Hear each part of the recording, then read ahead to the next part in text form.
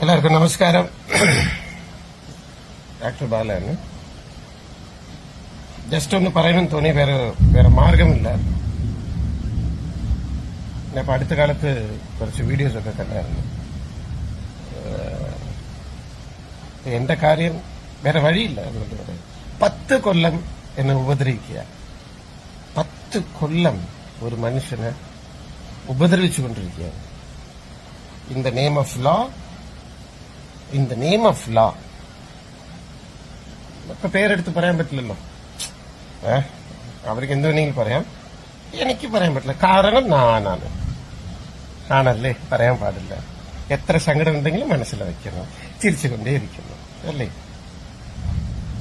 ഈ മീഡിയയെ കുറിച്ച് ഒരു കാര്യം പറയുന്നത്, മീഡിയ നല്ല കാര്യങ്ങൾ ചെയ്യുന്നുണ്ട്. നല്ല നല്ല കാര്യങ്ങൾ. ഇന്നും കൂടെ ഞാൻ ന്യൂസ് കണ്ടായിരുന്നത്, നല്ല ചില സത്യങ്ങളൊക്കെ പുറത്തു കൊണ്ടുവരുന്നുണ്ട്. ചില അസത്യങ്ങളും പറയും ഫോർ ദ വ്യൂസ്.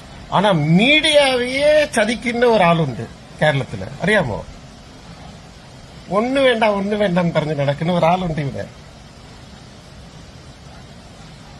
ഇതെല്ലാം പുറത്ത് വന്നാൽ 10 കൊല്ലം 10 ഇയേഴ്സ് ഇപ്പൊ എനിക്ക് വിവാഹം കഴിച്ചു.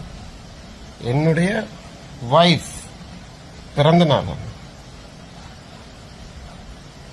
Case case case case case എന്ത് ചെയ്യും ഞാൻ എവിടെ ഉള്ളത്? ഇന്ന് രാവിലെ വൈക്കം അമ്പലമില്ല, ശിവക്ഷേത്രത്തിൽ ഉണ്ടായിരുന്നു. ഞങ്ങളെല്ലാം കുടുംബമായിട്ട്, എൻ വൈഫ്, എൻ മാമിയാർ, അവളുടെ അനിയത്തി, എന്നോട് ചിത്തപ്പ, എല്ലാരും വന്നിട്ടുണ്ട്.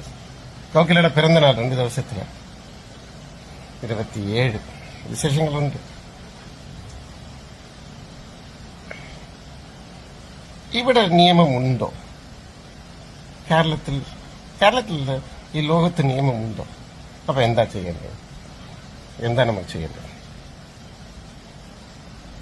മീഡിയയെ ചതിക്കുന്ന ഒരാളുണ്ട് ഇവിടെ. അതാണ് ഏറ്റവും വലിയ ഹൈലൈറ്റ്.